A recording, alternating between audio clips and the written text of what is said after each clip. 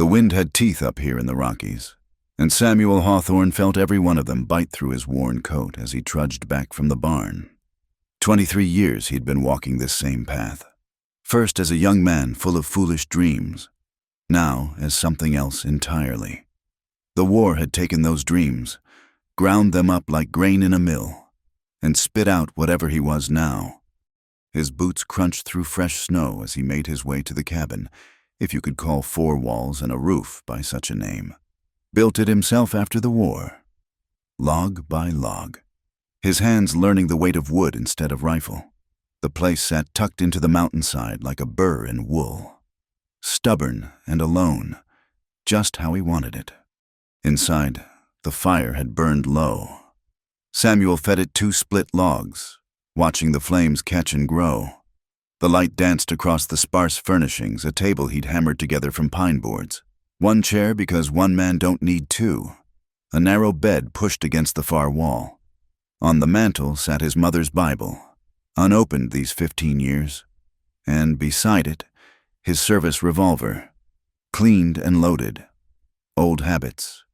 He warmed beans in the iron pot, same as yesterday, same as tomorrow.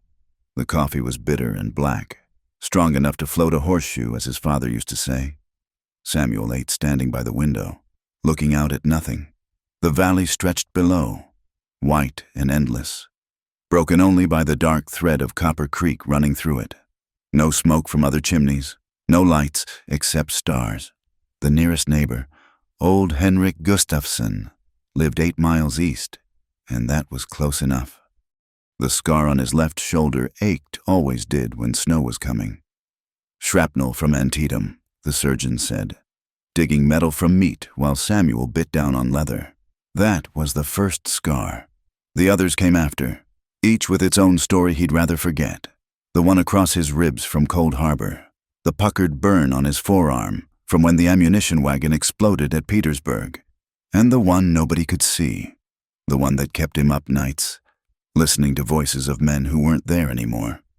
He'd tried going back home to Ohio after the surrender. Lasted 3 months.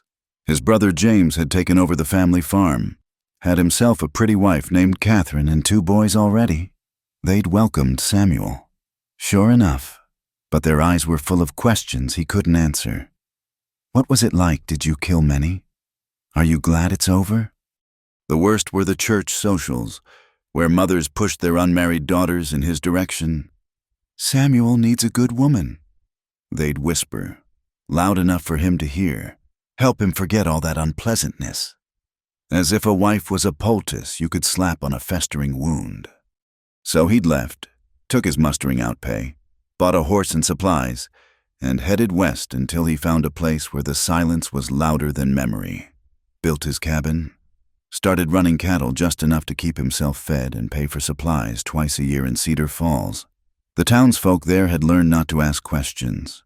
He came in April and October, loaded his wagon with flour, salt, coffee, ammunition, and left. Some called him the Ghost of Granite Peak.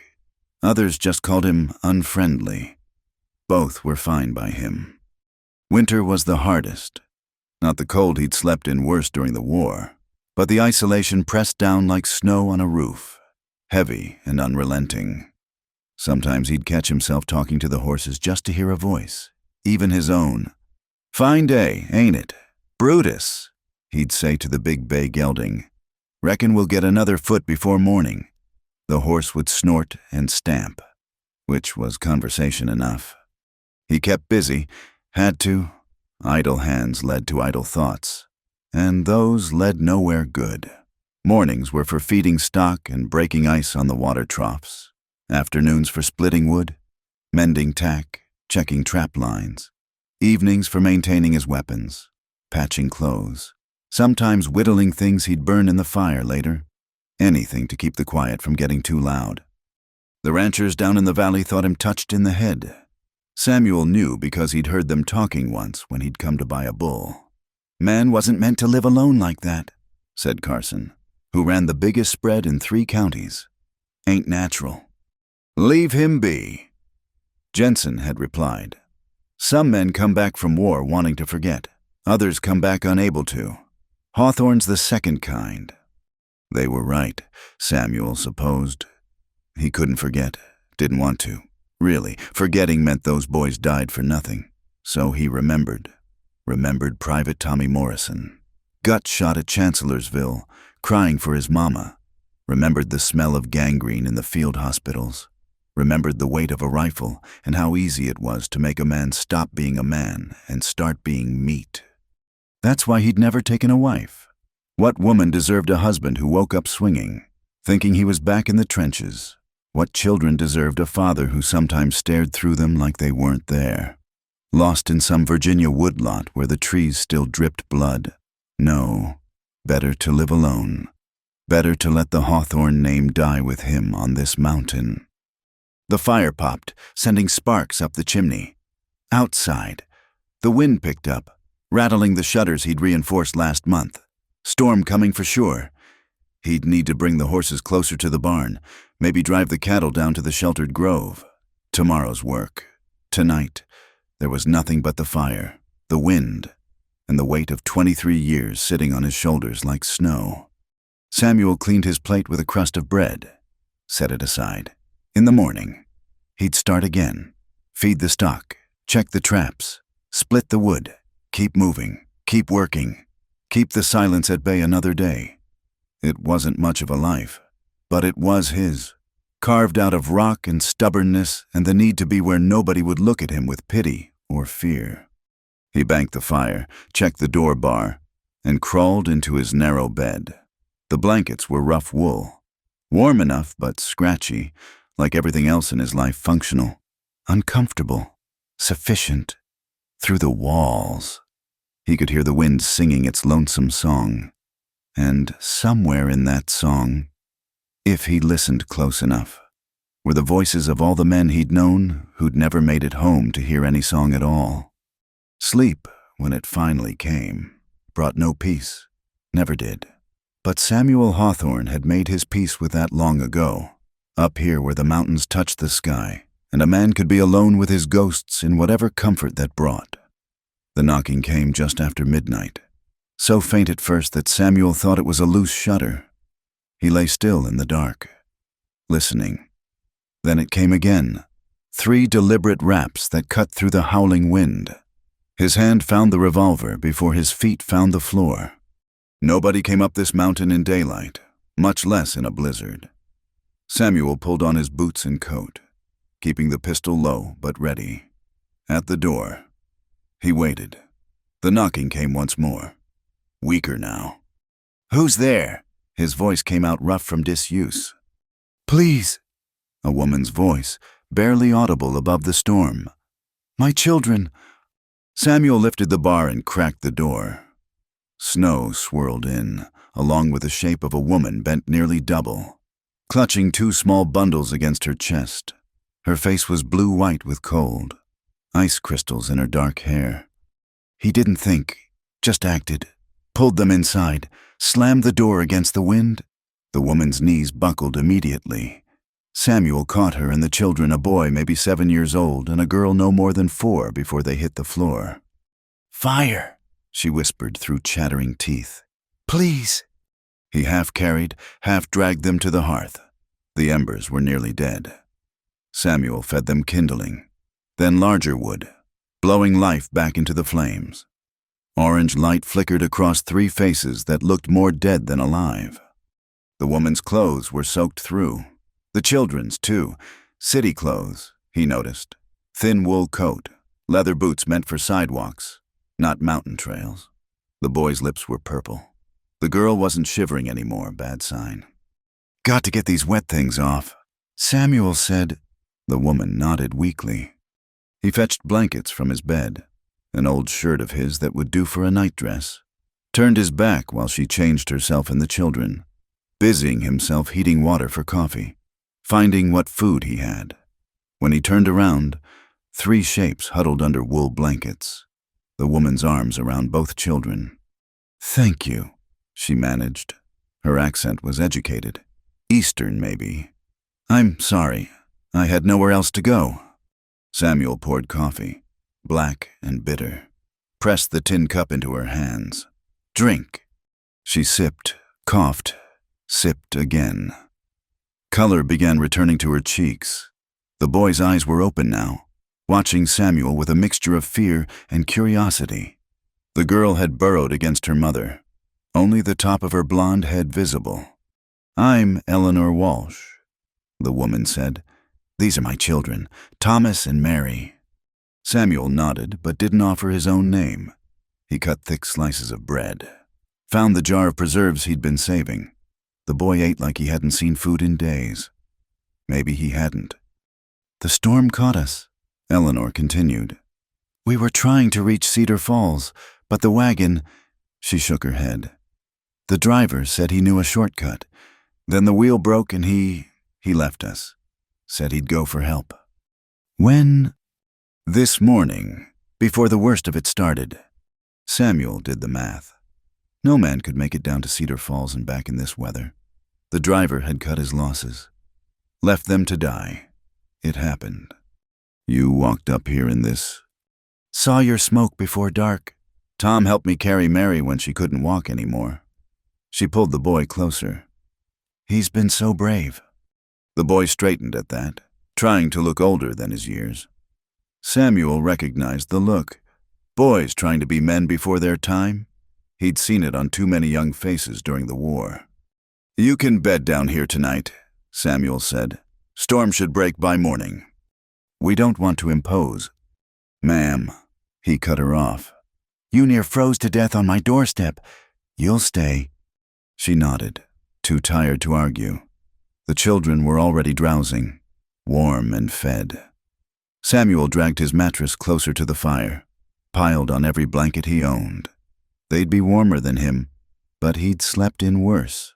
Had a bedroll in the barn he could fetch if needed. "Mister," the boy said suddenly, "are you a soldier?" Samuel stiffened. "Was long time ago. My papa was a soldier. He died of fever in the camp. Never even got to fight." "I'm sorry." The boy shrugged, trying to be tough. "Mama says he was brave anyway." Eleanor smoothed her son's hair. "Time for sleep, Thomas." Samuel helped them settle on the mattress, the children bracketed by their mother. In the firelight, he could see Eleanor Walsh properly for the first time, younger than he'd thought, maybe 30.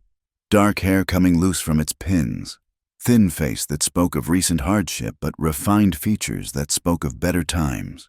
Her hands, when she'd held the coffee cup, were soft despite being chapped from cold. Not farm hands, not working hands.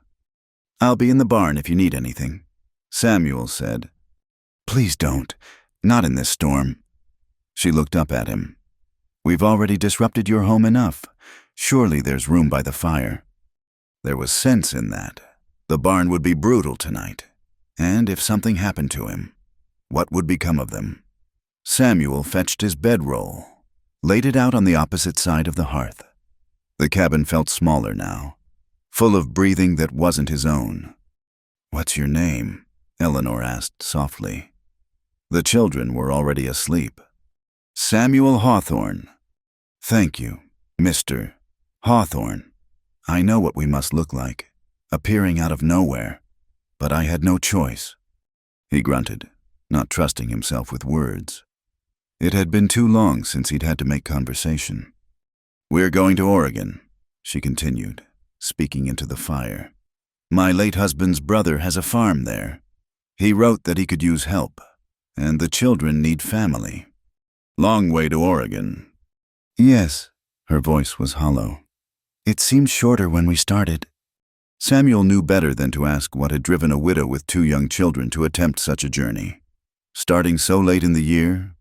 Desperation, most likely. Same thing that drove most folks to do dangerous things. The fire crackled. Outside, the storm raged harder, wind screaming around the corners of the cabin, but inside was warm, almost peaceful. Strange, having people here. The space that had felt right for one man now seemed to make more sense with 4, like the cabin had been waiting for this moment, holding its breath for 23 years. "Mr. Hawthorne."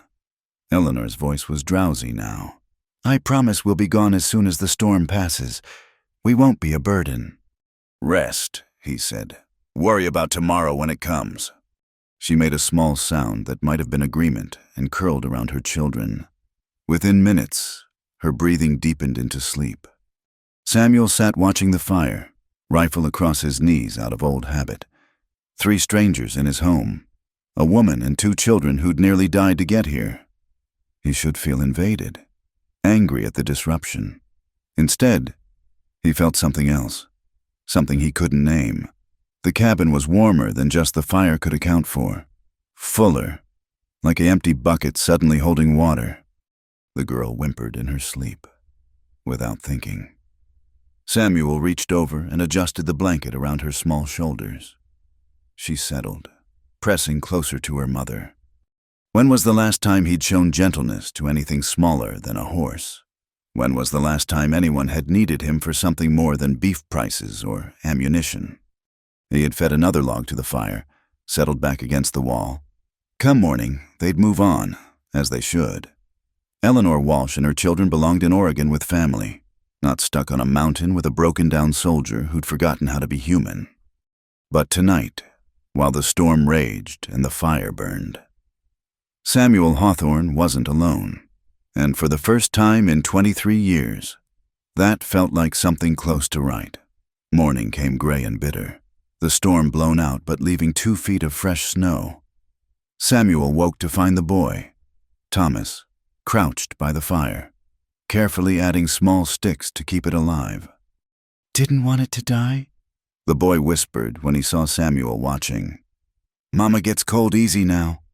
Samuel sat up, joints protesting. "You did good. Keep the flame small like that. Uses less wood." The boy beamed at the praise. In daylight, Samuel could see him better thin face, sandy hair that needed cutting, eyes older than his years. His clothes, dried by the fire, were patched but clean. Someone had been taking care of these children, even in hardship. Eleanor stirred, immediately checking on Mary before noticing Samuel. "Oh, good morning. I'm sorry. We've overslept." "Sun's barely up," Samuel said. He stood, stretched. "I'll see to the stock. Coffee's in the pot, bacon in the larder." Outside, the world was transformed. Snow covered everything in pristine white, erasing paths and landmarks, beautiful and deadly. Samuel broke ice on the water troughs, fed the horses, checked the cattle huddled in the lee of the barn. All the while, his mind worked over the problem sitting by his fire. They couldn't continue to Oregon, not now, not with winter setting in proper. The passes would be closed already. And even if they weren't, traveling with children in this weather was suicide. But staying here... When he returned to the cabin, stomping snow from his boots, he found Eleanor trying to clean. She'd swept the floor, washed the few dishes, folded the blankets with military precision. The children sat at the table, Mary playing with a corn-husk doll that must have survived their journey. "You don't need to do that," Samuel said. "Please, it's the least I can do." She paused, not quite meeting his eyes. "Mr. Hawthorne, I need to be honest with you." He waited. The driver didn't just abandon us because of the weather. She twisted her hands together. "There were men following us from Denver. That's why we took the mountain road instead of the main road." Samuel's instincts, honed by war and years of solitude, sharpened. "What kind of men?"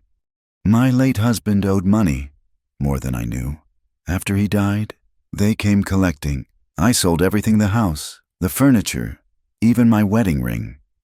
She touched her bare left hand unconsciously. "It wasn't enough. They said they'd take Thomas, put him to work in the mines to pay off the debt." The boy's face went pale at the memory. Mary, too young to understand, continued playing with her doll. "How much?" Samuel asked. $300. Might as well be 3,000. Eleanor's voice cracked. "That's why we're going to Oregon, to start over where they can't find us." Samuel did quick calculations. 300 was substantial, but not impossible. A man could kill another for less, Had, during the war, for nothing more than boots or hardtack. These men have names. Marcus Crowley runs the operation. His enforcer is a man named Bates. She glanced at the children, lowered her voice. They're not good men, Mr. Hawthorne.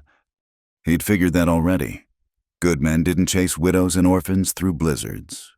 They'll come looking, Eleanor continued.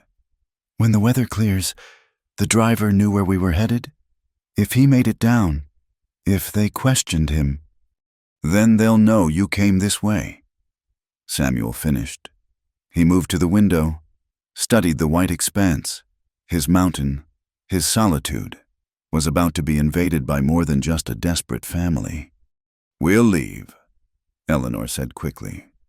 As soon as the snow melts enough, I won't bring trouble to your door after you've been so kind.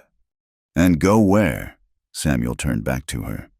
Oregon's closed till spring. Cedar Falls is the first place they'll look. You go back down this mountain, you're walking into their arms. Her shoulders sagged. She knew he was right.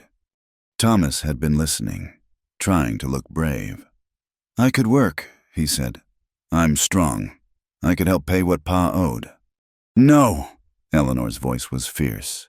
Never!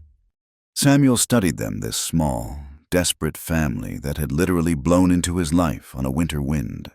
23 years he'd kept the world at bay. And now the world had come knocking. The sensible thing was to send them on. Let them take their chances below. Not his problem, not his fight. But he kept seeing other faces. Women and children fleeing burned farms in Virginia. Refugees clogging the roads, carrying what little they could save. He'd been part of creating those refugees once. Following orders, doing what soldiers did. Maybe this was some kind of balance, a chance to protect instead of destroy. You'll stay, he heard himself say, until spring. Anyway, till the pass is clear. Eleanor's head snapped up. Mr. Hawthorne, we couldn't. Not safe below, not safe traveling. Here, at least, you've got walls and a roof. But if they come, then they come. His hand moved unconsciously to the revolver at his hip. Wouldn't be the first time unwelcome men tried to take what wasn't theirs. I can't pay you. I have nothing. Not asking for payment. The words came out harsher than intended. He softened his tone. Boy can help with chores. You can cook if you're minded to. Fair trade for the company. It was more than fair, and they both knew it.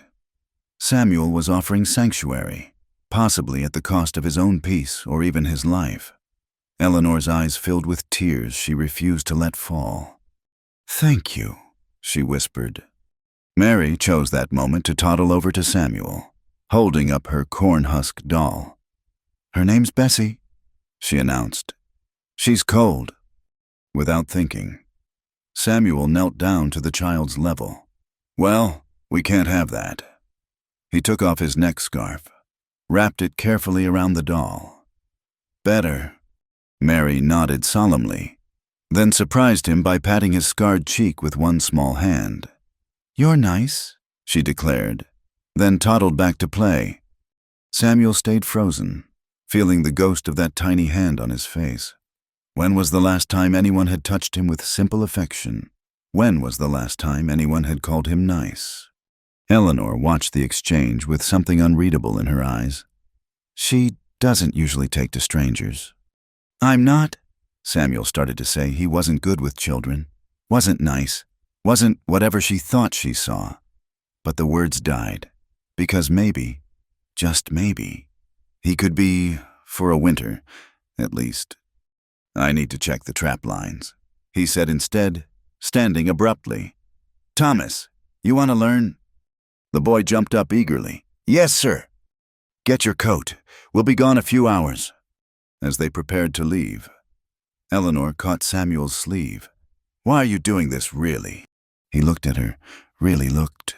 Saw the fear beneath the brave front, the exhaustion of running, the desperate hope that maybe, this time, someone would help without wanting something in return. Been alone up here a long time, he said finally. Maybe too long. Man forgets things. living like I have. Forgets there's still good to be done in the world. She nodded slowly, understanding more than he'd said. We'll try not to be trouble. Trouble's coming whether you're here or not. Samuel said, least this way. It's for a good reason. He headed out with Thomas before the conversation could go deeper. But as they walked through the snow, the boy chattering excitedly about everything he saw, Samuel felt something shift inside his chest, like ice beginning to crack on a frozen river. Slow but inevitable. His mountain refuge had been breached, his careful solitude shattered, and somehow, despite everything he'd believed about himself for 23 years, Samuel Hawthorne found he didn't mind as much as he'd thought he would. The real test would come when Crowley's men arrived, because they would come, men like that always did. But for now, there was wood to split, traps to check, and a boy to teach about surviving in the mountains. For now, that was enough. The first sign came 10 days later, horse tracks where there shouldn't be any, circling the lower meadow like wolves studying prey. Samuel found them while checking his farthest trap line, the morning sun making each hoofprint sharp as broken glass in the snow. 3 riders, maybe 4. They'd stopped at the overlook, probably glassing his cabin with field glasses, looking for smoke, for movement, for any sign of their quarry. Smart enough not to approach directly. That made them dangerous. Samuel backtracked carefully, keeping to the trees. At the cabin, he found Eleanor teaching Mary her letters while Thomas split kindling. The domestic scene looked so normal it made his chest tight. Inside, he said quietly, now. Eleanor read his face, gathered Mary without question. Thomas dropped the hatchet, followed his mother. Once the door was barred, Samuel went to the window, studying the tree line. They're here. Eleanor's voice was steady, but her hands shook as she held Mary. Someone is down valley, scouting. Samuel pulled his rifle from its pegs, checked the load. Might pass by, might not. He'd spent the last week preparing for this possibility. Extra ammunition brought in from the barn. Water barrels filled, clear fields of fire from each window. The lessons of war applied to his small cabin angles. Cover, contingencies. What do we do? Thomas asked, trying to sound brave. We wait, we watch. We don't give them reason to come closer.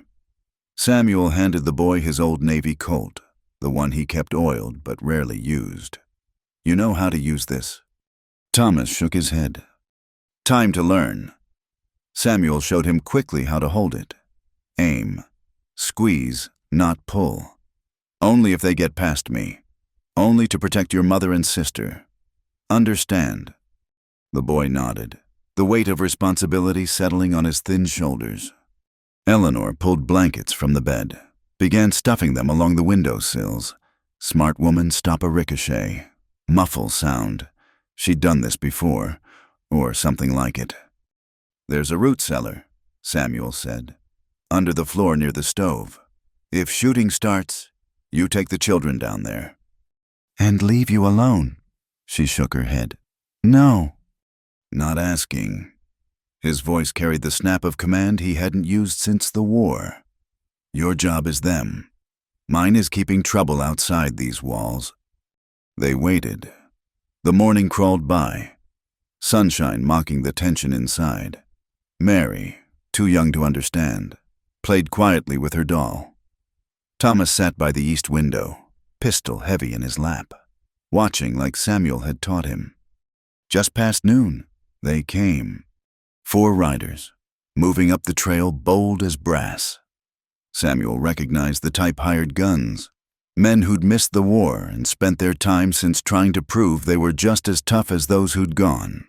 The leader was a bear of a man, black beard frosted with snow, wearing a buffalo coat that had seen better days. They stopped 50 yards out, spread in a loose semicircle.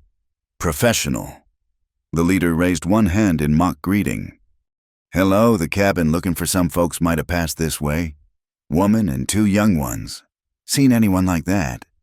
Samuel stepped onto the porch, rifle casual in his hands but ready. No travelers up here. Storm was too bad. That's so. The man leaned forward in his saddle. Funny thing. Found a wagon broke down below.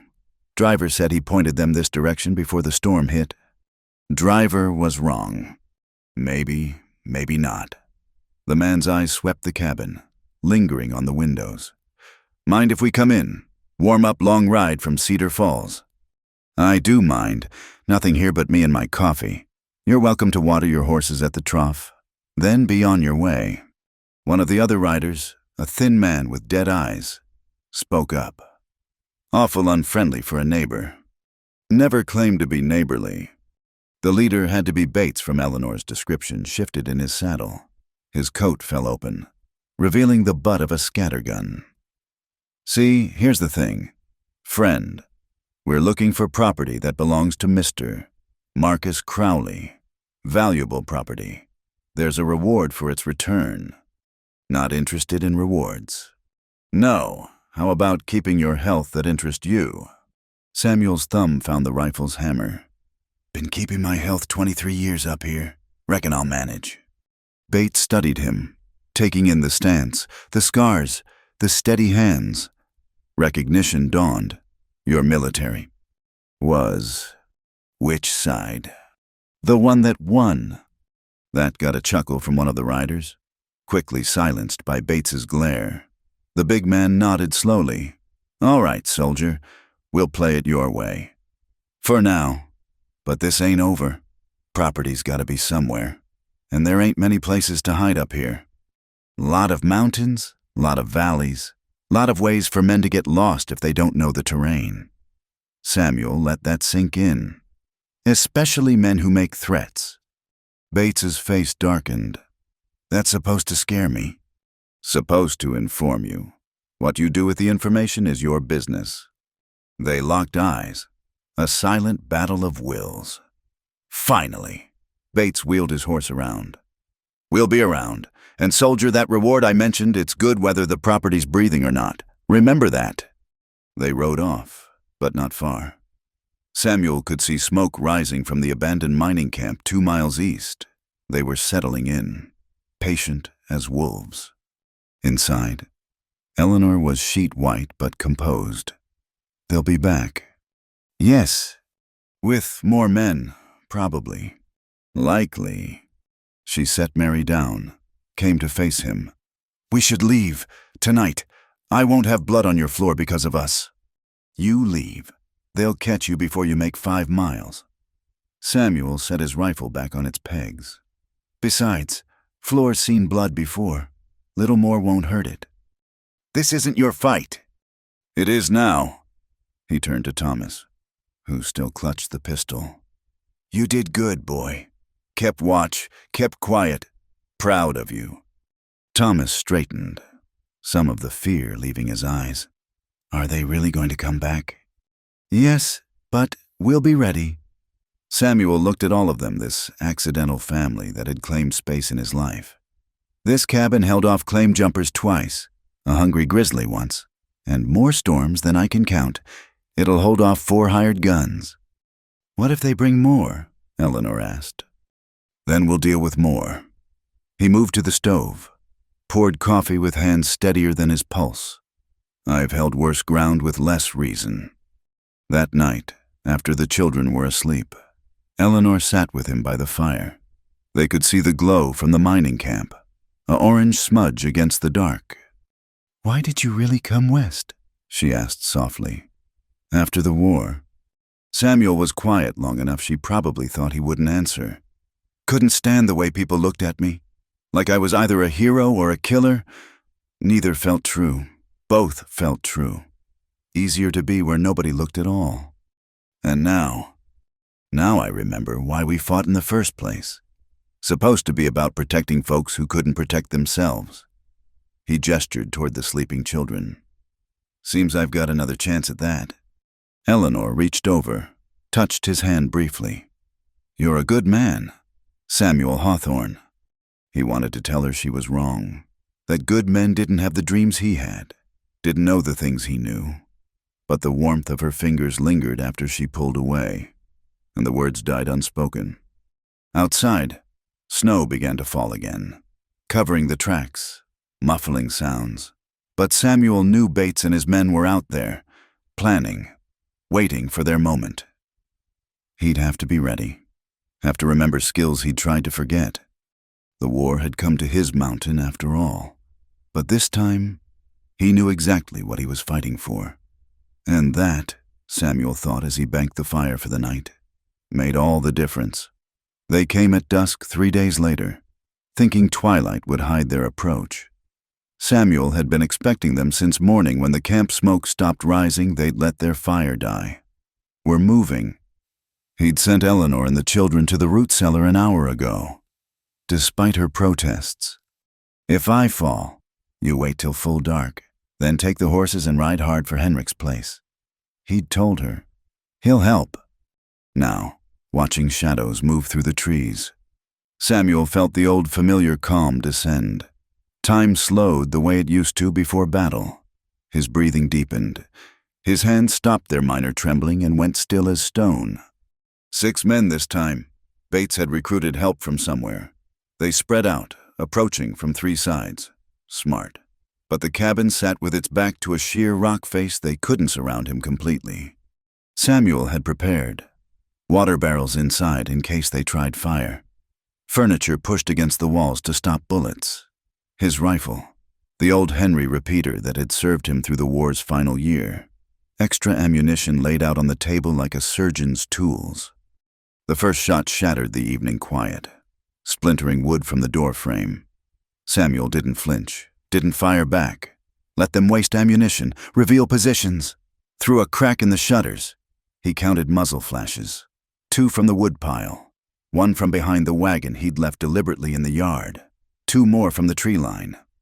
Last chance. Soldier, Bates's voice carried clearly. Send them out and we ride away. No harm to you. Samuel's answer was a shot through the window that sent the man behind the wagon scrambling for better cover. The Henry's lever action was smooth as butter. 15 rounds before reloading. He'd need every one. They rushed then, thinking to overwhelm him. The 2 from the woodpile came first, running zigzag across open ground. Samuel dropped 120 yards out, the man tumbling face first into snow that bloomed red. The second made it to the porch before the Henry spoke again. Glass shattered as someone put a shot through the east window. Samuel felt the wind of it pass his cheek. Too close. He shifted position, caught movement in the trees, fired twice, heard a yelp of pain. The cabin's too strong, someone shouted. Try the barn. No, the horses were in there. Samuel moved to the back window, caught 2 figures approaching the barn door. The Henry barked. 1 man spun and fell. The other dove back into darkness. Time blurred. Shoot, lever, shoot! Duck as return fire chewed splinters from the logs. His shoulder ached from the rifle's kick. Powder smoke made his eyes water. Still they came, desperate now, knowing they'd underestimated their quarry. A sound behind him, the root cellar door lifting. Stay down, he roared. But Eleanor was already up, Thomas's pistol in her hands. Behind you. Samuel spun. A man at the window, shotgun rising. Eleanor fired, the navy coat bucking in her grip. The man cursed, fell back. She fired again through the window to keep him down. I told you. Shut up and shoot. She moved to cover the other window, handling the weapon like she'd done it before. No time to argue. Bates was rallying his remaining men for another rush. Samuel could hear him cursing, calling them cowards. 3 men left, maybe 4, but he was down to his last few rounds, and they knew it. His fire had slackened. They came together this time, all sides at once. The front door shuddered under a heavy impact, someone with an axe. Glass broke everywhere. Samuel fired his last round. Grabbed the Spencer carbine he'd kept in reserve. 7 shots, .5, 2 caliber. Had to make them count. The door gave way. Bates filled the doorway. Scattergun rising. Samuel shot him center mass, the big caliber round stopping him cold, but another man was right behind, pistol already drawn. Eleanor's shot took him in the shoulder. spinning him sideways. Samuel finished it with the Spencer. 2 more men at the windows, firing wild. Samuel felt a round tug at his shirt. Another splinter wood inches from his head. Then, sudden as it started, silence. "They're running," Eleanor pointed to figures disappearing into the trees, one limping badly. Samuel kept the Spencer trained on the door, counting heartbeats. Sometimes men ran to reload, regroup, but the minutes stretched, and no more shots came. Finally, he lowered the weapon. Bodies in the snow, blood on his floor, the smell of gunpowder thick as fog. Just like Virginia, just like Antietam. His hands started shaking now that it was over.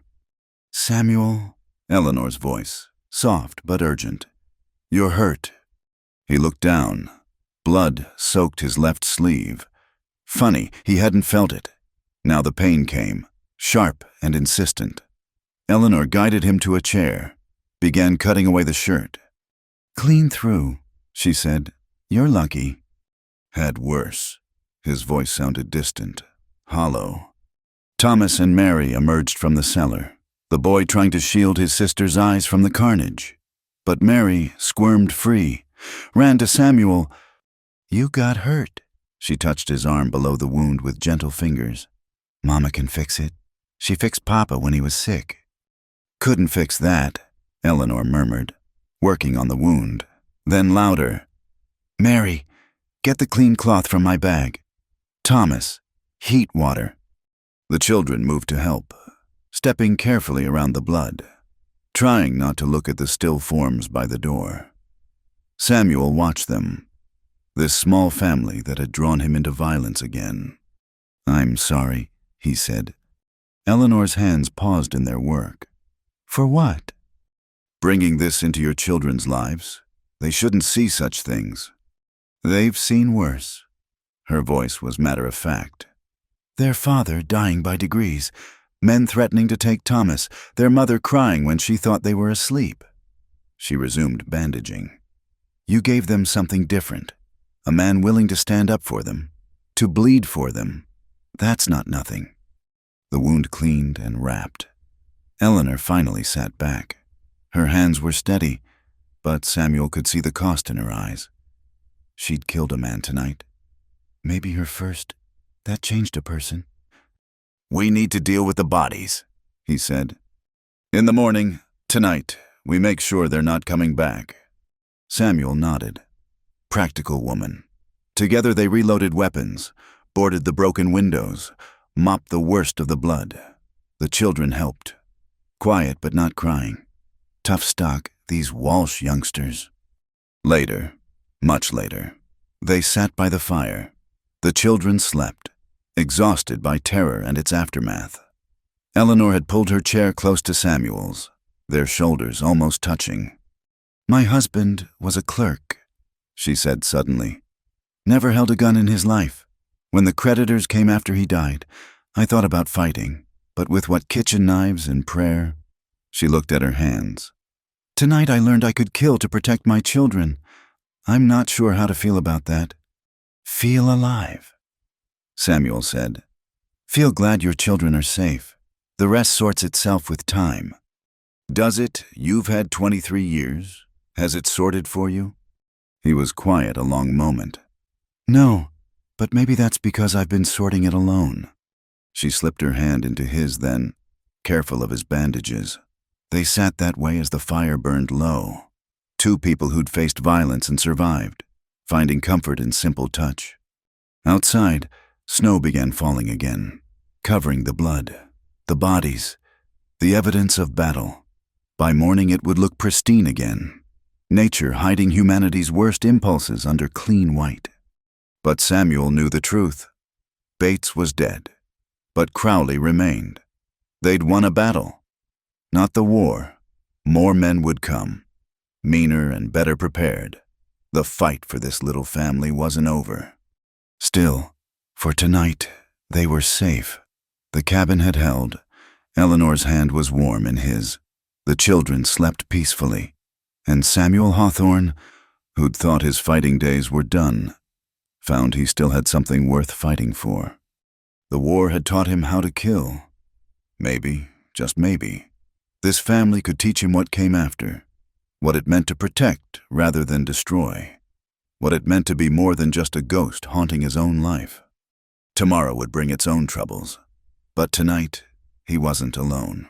And that, Samuel thought as exhaustion finally claimed him, was victory enough. The fever came 2 nights later. Samuel had cleaned the wound careful as could be, but infection found its way in anyway, the way it always did. He woke shaking, sheets soaked with sweat despite the cold, the world swimming in and out of focus. "Just a touch of fever," he told Eleanor when she pressed a cool hand to his burning forehead. "Be fine by morning." But morning brought delirium instead. Samuel thrashed in his narrow bed, fighting battles 20 years gone. He called for men long dead, warned about Confederate positions that existed only in memory. Eleanor sent Thomas to melt snow for water, kept Mary busy making broth, and settled in for a long fight of a different kind. She'd seen fever before. Her husband's final weeks had been nothing but fever. Though his came from disease that ate him from inside, this was different, the body fighting poison, not surrendering to it. Samuel was strong. He could win this if she helped him fight. Eleanor peeled back the bandage. The wound was angry red, seeping. She'd need to clean it again, pack it with what herbs she could find. In her bag, she still had some willow bark for the fever. Precious little else. "Thomas," she called. "In the barn, hanging from the rafters. There should be dried plants. Bring whatever you find." The boy returned with bundles of yarrow, comfrey, even some golden seal. Eleanor recognized a soldier's medicine chest plants that stopped bleeding, fought infection, eased pain. Samuel had prepared for injury, just not for someone else to do the healing. She worked through the day, cleaning the wound till fresh blood flowed, packing it with golden seal paste, forcing willow tea between Samuel's clenched teeth. He fought her sometimes, lost in fever dreams, but she persisted with the same determination that had brought her through widowhood and flight. Night fell. Samuel's fever climbed. He spoke of places she'd never heard of: Malvern Hill, Cold Harbor, Petersburg, names that meant nothing to her but everything to him. He wept for someone named Tommy, begged forgiveness from a sergeant whose legs were gone. "I'm here," Eleanor whispered, bathing his face with cool water. "You're safe. You're home." But where was home for a man like Samuel Hawthorne? This cabin he'd built as a fortress against memory. She looked around at the sparse furnishings, the weapons on the walls, the solitary chair. This wasn't a home, it was a cell, and he'd been his own jailer for 23 years. Mary crept close, her small face worried. "Is Mr. Samuel going to die like Papa?" "No, sweetheart, he's strong. He's fighting." "Can I help?" Eleanor started to send her away, then reconsidered. "Sing for him. Sometimes music helps." Mary's voice, high and clear, filled the cabin with an old hymn. Amazing grace in a child's pure tones. Samuel's thrashing eased. His breathing deepened. Eleanor felt tears on her own cheeks, remembering her daughter singing the same hymn at her father's bedside. But this was different. This time, the music was calling someone back, not sending them on. Through the night she worked, more tea, more cool cloths, more careful cleaning of the wound. Thomas took turns keeping the fire fed, watching out the windows in case trouble returned. The boy had aged years and days, but he bore it well. Dawn came gray and bitter. Samuel's fever broke in a rush of sweat that soaked through everything. His eyes opened, focused for the first time in hours. "Eleanor," his voice was raw. "I'm here." She touched his face, felt the blessed coolness of skin no longer burning. "The fever's broken." He tried to sit up, grimaced. "How long?" "2 days. You've been fighting old wars." Something shifted in his expression. Shame, perhaps. "What did I say?" "Nothing that matters. Rest now. But he caught her hand as she turned away. Did I scare the children? No, Mary sang for you. Thomas kept watch. They're tougher than they look. Samuel's eyes found the children, asleep now by the fire. Like their mother, Eleanor felt heat in her cheeks that had nothing to do with the fire. These past days, touching him, caring for him, had broken down walls she hadn't realized she'd built. It had been so long since she'd felt anything beyond fear and determination. This warmth, this tenderness, she'd thought that part of her died with her husband. You need food, she said, pulling away. and clean clothes. She busied herself with practical things, but awareness of him filled the cabin. The breadth of his shoulders even weakened by fever, the scars that mapped a history of survival, the way his eyes followed her movements, dark and unreadable. As she helped him into a clean shirt, her fingers brushed the massive scar tissue along his ribs. He flinched, started to pull away, but she stopped him with a gentle touch. So many, she murmured. Each one a lesson. Duck faster, move quieter, trust less. That's no way to live. Kept me alive, but not living. Their eyes met and held. Eleanor felt herself leaning closer, drawn by something stronger than wisdom. The space between them crackled with possibility. Then Samuel turned his face away. You should check the horses. This weather's been hard on them. Dismissed.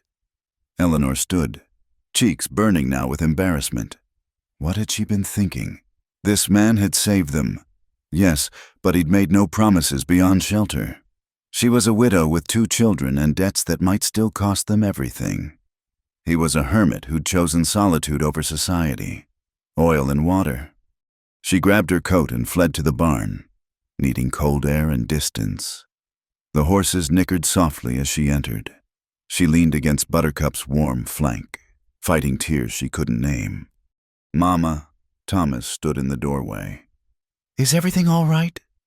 Yes, sweetheart, just checking the animals. He came closer, wise beyond his years. Mister, Samuel's different from Papa. Yes, Papa was gentle, kind, but he couldn't protect us when the bad men came. Thomas stroked the horse's neck. Mister, Samuel's not gentle, but he'd die before letting anyone hurt us. What makes you say that? The way he looks at you, at us, like we're something precious he's guarding. The boy smiled slightly. Papa looked at us like we were miracles he didn't deserve. Mister, Samuel looks at us like we're treasures he's afraid to touch. From the mouths of babes. Eleanor hugged her son, marveling at his perception. You're growing up too fast. Had to, but it's okay, Mister. Samuel's teaching me things. How to read the weather, track game, protect what matters. Things Papa couldn't teach because he didn't know them. They returned to the cabin to find Samuel sitting up, Mary in his lap showing him her doll's new dress made from scraps. He held the doll carefully, seriously discussing its fashion choices with the 4-year-old. The sight made Eleanor's heart twist. Samuel looked up as they entered. Something had changed in his expression. The walls were still there, but lower, letting more light through. Eleanor, he said quietly, I need to thank you for the nursing, for... He gestured helplessly. Everything. No thanks needed. You saved our lives. You saved mine. Twice now. His fingers unconsciously touched his side where the wound was. Once from the fever. Once from... He stopped, but she understood. Once from the slow death of isolation. Once from forgetting how to be human. That night, after the children were asleep, Eleanor found herself sitting beside Samuel's bed again. He was healing well, the infection retreating before her careful nursing. I was married before, she said suddenly. You know that, but what you don't know is that I loved him terribly. When he died, I thought I'd never feel anything again except duty to my children. Samuel waited, sensing more. These past days, caring for you, fighting beside you. I feel things I thought were dead. It frightens me. Eleanor. No, let me finish. She drew a shaky breath. I don't know what happens when the snow melts, where we go, what we do. But I know that whatever time we have here, in this cabin, it's changed us, all of us, and I'm grateful. Slowly, carefully, she leaned down and pressed her lips to the largest scar, the one that ran across his ribs like a lightning strike. She felt him stop breathing, every muscle going rigid. Then, slowly, his hand came up to cup the back of her head, holding her there. When she pulled back, his eyes were wet. Nobody's ever... He couldn't finish. I know, she whispered. Neither have I. Not like this. They stayed that way, her sitting beside him, his hand tangled in her hair, both afraid to move and break whatever spell had been woven. Outside, wind howled and snow fell, but inside the cabin was warm with more than fire. The morning would bring new challenges. Crowley was still out there. Spring would come eventually, demanding decisions. But tonight, in this moment, two wounded souls had found something neither expected, not just shelter from the storm, but the possibility of healing. And that, Eleanor thought as Samuel's thumb traced gentle circles against her neck, was its own kind of miracle.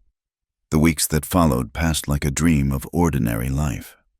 Samuel's wound healed clean, leaving another scar for his collection, but this one different. This one had been tended with gentle hands, had known the blessing of care. He found himself touching it sometimes, remembering. They fell into rhythms as natural as breathing. Morning chores divided between them, Samuel and Thomas tending stock and checking trap lines, Eleanor and Mary keeping house and preparing meals from their dwindling supplies, evenings by the fire. Samuel teaching Thomas to whittle while Eleanor mended clothes and told Mary stories.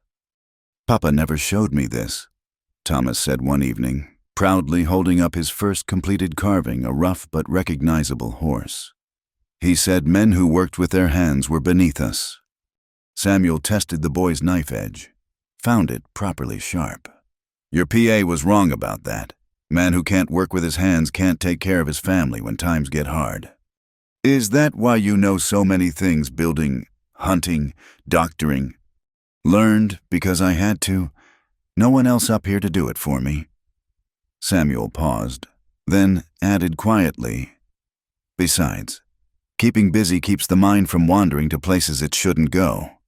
Thomas nodded seriously, understanding more than a boy his age should. They worked in companionable silence, wood shavings curling to the floor like snow. Across the room, Eleanor sang softly to Mary, braiding the girl's hair for bed. The domestic scene hit Samuel like a physical blow sometimes. This was what he denied himself all those years. This was what he'd thought he didn't deserve. "Mr. Samuel," Mary called out, "will you tell the story about the bear again?" He'd made the mistake of mentioning the grizzly that had tried to break into the cabin years back. Now it was Mary's favorite bedtime story, growing more elaborate with each telling. "That bear was 12 feet tall," he began, setting aside his whittling. "Teeth like cavalry sabers." Eleanor caught his eye over Mary's head, smiled that private smile that made his chest tight. They hadn't spoken again about that night, that kiss on his scar. But something had shifted between them. Small touches as they passed, lingering looks, a warmth that had nothing to do with the fire. March arrived with the sound of running water as snow began its slow melt. The passes were still closed, would be for weeks yet, but spring was coming. With it, decisions that couldn't be put off forever. Samuel was splitting wood one afternoon when Thomas came running from the lookout point, face flushed with excitement and fear. Riders coming, lots of them. Samuel grabbed his rifle, heart hammering, but as he reached the overlook, he realized these weren't Crowley's men. Too many, too well organized, a full company of cavalry, picking their way up the trail, led by Henrik. Samuel stared at his neighbor, riding beside a young lieutenant. "What in blazes?" The old Norwegian grinned up at him. You think I don't notice when my only neighbor has a war on his mountain? Found these soldier boys at Fort Bridger. Told them about outlaws making trouble. They were very interested. Lieutenant Morrison, barely older than Thomas had been at Chancellorsville, dismounted and saluted. Mr. Hawthorne, we've been tracking Marcus Crowley's gang for 3 months, robbing mail coaches, terrorizing settlers. When Mr. Gustafson told us about the attack here. It's done, Samuel said quickly. They tried. We held them off. Yes, sir. We found the bodies, but Crowley himself is still out there. We aim to find him. The lieutenant paused. We could use a guide who knows these mountains. Someone with military experience would be even better. Samuel felt the old reluctance rise. He'd left that life behind. But then he thought of Eleanor and the children, of other families who might face what they'd faced. Give me an hour, he said finally. Back at the cabin, Eleanor took the news quietly. How long? Few days, maybe a week. Henrik will stay here, watch over you. I don't need watching over. But her protest was mild. They both knew Crowley had to be dealt with permanently. Papa used to go away on business, Mary said solemnly. He always came back. Until he didn't. Samuel knelt to her level. I'm coming back, little one. That's a promise. Pinky swear. He linked his smallest finger with hers, sealing the vow. Over Mary's head. He met Eleanor's eyes. The fear there nearly broke his resolve. That night, their last before he left, Samuel found himself unable to sleep. He sat by the dying fire, memorizing the sight of them. Thomas sprawled like a puppy. Mary curled tight with her doll. Eleanor's dark hair spread across his pillow. His pillow. When had that happened? When had she moved from the makeshift bed to his? When had this stopped being his cabin and become their home? Can't sleep either. Eleanor appeared beside him, wrapped in a blanket. Thinking too much. About tomorrow. About after tomorrow. He stared into the coals. When this is over, when the pass is clear. Don't. She placed a finger against his lips. Not tonight. Tonight. Just be here. She kissed him then, soft and sure. Nothing like that desperate kiss on his scar. This was a promise, a claim, a declaration of intent. Samuel pulled her closer, marveling at how right she felt in his arms. I'm not an easy man, he warned when they broke apart. I have nightmares. I go quiet for days. I've forgotten how to be gentle. You're gentle with Mary, patient with Thomas, kind to me. She traced the line of his jaw. You're not the man you were 23 years ago. None of us are who we were before. What are we then? A family, she said simply. Forged in fire, maybe, but still a family. They talked through the night, planning futures they'd been afraid to name. When the cavalry was done with Crowley, Samuel would guide them to Oregon as promised, but not to her brother-in-law's charity. Samuel had money saved, enough to buy land, start fresh, build a real home, not just a shelter. You'd leave this, Eleanor gestured at the cabin that had been his sanctuary for so long. This was a hiding place, Samuel said. What we're building is a life. Dawn came too soon. Samuel armed himself carefully while Eleanor packed food for the journey. Thomas tried to look brave. Mary clung to his leg, and it took everything in him to leave them. You come back, Eleanor said fiercely, gripping his coat. You hear me, Samuel Hawthorne. You come back to us. Yes, ma'am. He kissed her once more, hard and quick, then mounted up to join the waiting soldiers. As they rode away, he looked back to see them standing in the doorway, his family, waiting for his return. The hunt for Crowley took 5 days. They tracked the gang to a box canyon where they'd thought themselves safe. The fight was brief and brutal. Crowley himself tried to run, only to find Samuel blocking his path. You cost me good men, Crowley snarled. For what, some worthless woman and her brats? Samuel's shot took him clean between the eyes. They're worth more than you'll ever know. He arrived back at the cabin to find it transformed. Eleanor had made curtains from an old sheet. Wildflowers filled a tin can on the table. Children's drawings decorated the walls. It looked like what it had become a home. "You're back," Mary launched herself at him, and he caught her, spun her around. Thomas tried to look dignified, but ended up hugging him too, and Eleanor. Eleanor kissed him in front of God and everyone, not caring that Henrik chuckled or that the children giggled. "Welcome home," she whispered. Home, such a simple word for such a complicated miracle.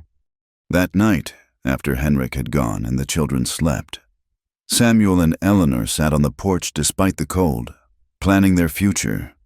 Oregon could wait for true spring. They had seeds to plant here first, a garden to tend, memories to make in this place that had sheltered them all. "No more running," Eleanor said, leaning into his warmth. "No more hiding." "No more being alone," Samuel agreed, pressing his lips to her hair. Inside, one of the children murmured in sleep. The fire crackled. Somewhere in the dark, an owl called and its mate answered. The mountains stood eternal, but the cabin beneath them held something new: hope, love, and the promise of tomorrows worth waking up for.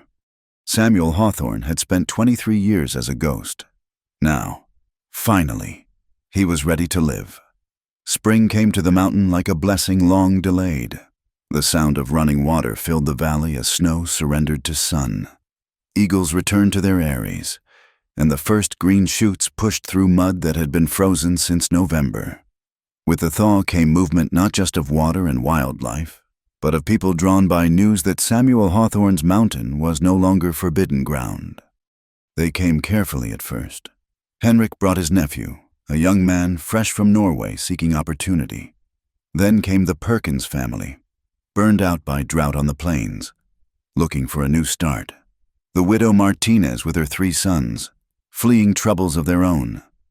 Each arrival was met with the same careful scrutiny from Samuel, the same quiet assessment, but Eleanor's influence softened his edges, where once he would have turned them away with a rifle. Now he listened to their stories. "We can't take them all," Samuel said one evening as they watched another wagon struggle up the trail. "We can't turn away those in need," Eleanor countered. "Not when we know what it's like to have nowhere else to go." So the mountain that had sheltered one broken man for 23 years became a haven for the lost and desperate. They built cabins in the meadow below Samuel's original homestead, shared labor and resources. The children played together while adults worked the expanded gardens and tended growing herds. Thomas thrived in his role as Samuel's right hand, learning everything from breaking horses to reading weather signs. At 10, he could track game better than most grown men and handle a rifle with careful respect. But more than skills, Samuel taught him judgment: when to fight, when to run, when to stand your ground. "You're raising him well," Eleanor said, watching them work together on a new corral. "He's becoming a fine young man. He's got good material to work with." Samuel replied, "His father gave him gentleness. His mother gave him strength. I'm just teaching him how to use both." Mary, now 5, had appointed herself the official welcomer of new arrivals. She would march up to each wagon with her doll Bessie and announce, "This is safe place, mister. Samuel won't let bad men hurt you. Mama makes good biscuits. Do you have any children?" It was Mary who first called Samuel Pa without thinking. One day when he lifted her onto his shoulders to pick apples, the word hung in the air like a prayer. Samuel's hand stilled. "Is that okay?" Mary asked, suddenly uncertain.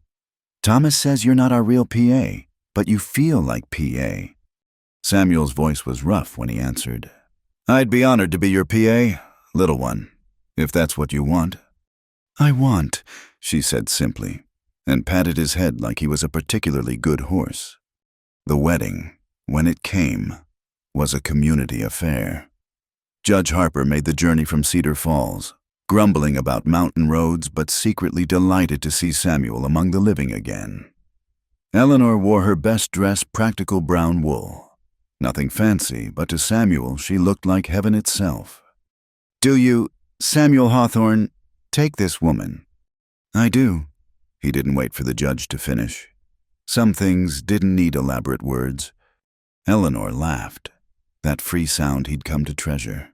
"Let him finish. Samuel, we've waited this long."